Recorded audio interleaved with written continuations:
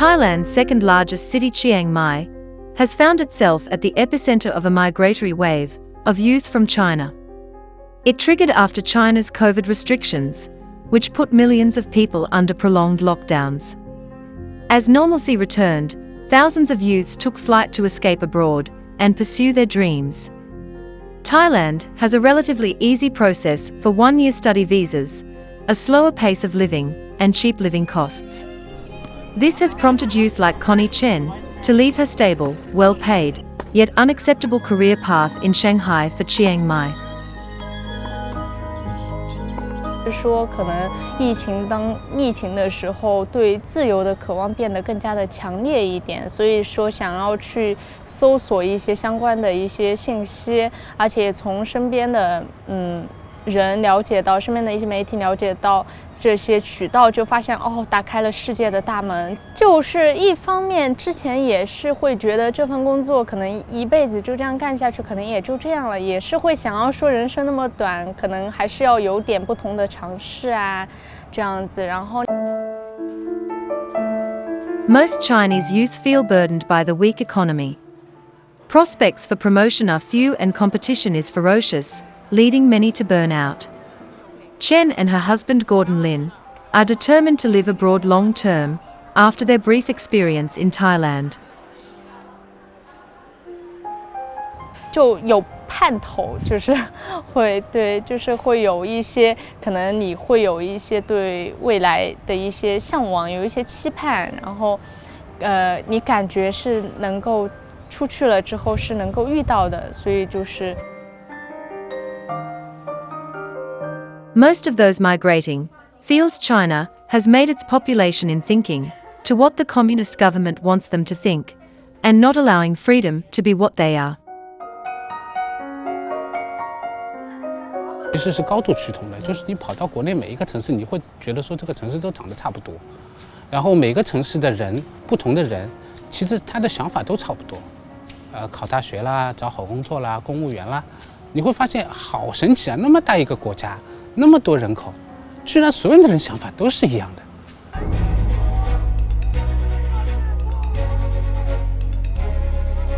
It may be in the footnotes of history how the COVID lockdowns in Shanghai led to rare street protests that quickly escalated into demonstrations across other major cities in China, prompting a crackdown by the nation's communist rulers. But the surging desire to leave China can be seen in patterns on WeChat, the Chinese messaging app. Searches for emigration have spiked, hitting 510 million in one day in October, according to Chinese language media, while in late January, immigrating Thailand was searched more than 300,000 times in a single day. If we talk about the situation in China, then the desire of increase is certainly high. Thailand is seen as easier than Europe or North America, with the kingdom offering several types of long-term visas, including a one-year language course.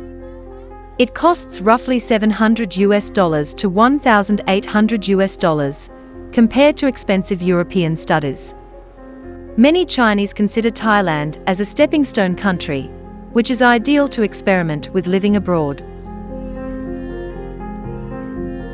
They are cosmopolitan, open-minded, and they cherish a basic sense of freedom, not necessarily political freedom, but they want to live a life that they feel is decent and is dignified.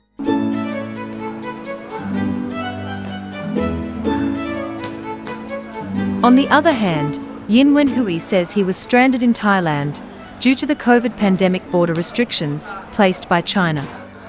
After a few months, he did not feel like returning home to face relentless pressure from family and peers to devote himself utterly to work. 所以，好像人在国内生活节奏确实太快了，所以导致自己想做的事情，或者说是自己根本没有自己那种自由的那种空间。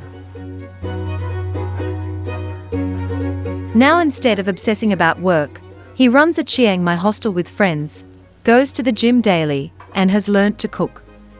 Fulfilling a childhood dream, he was also learning to play the guitar, something his parents frowned upon.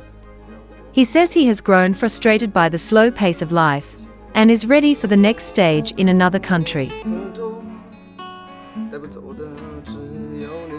我想去一些就是发达的国家，毕竟那边总体来说会比这个清迈还有国内要好一些。毕竟人家那边发达国家，不管是从人文呀，或者还有这个工作呀，还有这个工资呀这些方面来说，都会相对来说比较好，比较发达。Many of the youth in Thailand say they felt increasingly suffocated by the identikit mindset that surrounded them.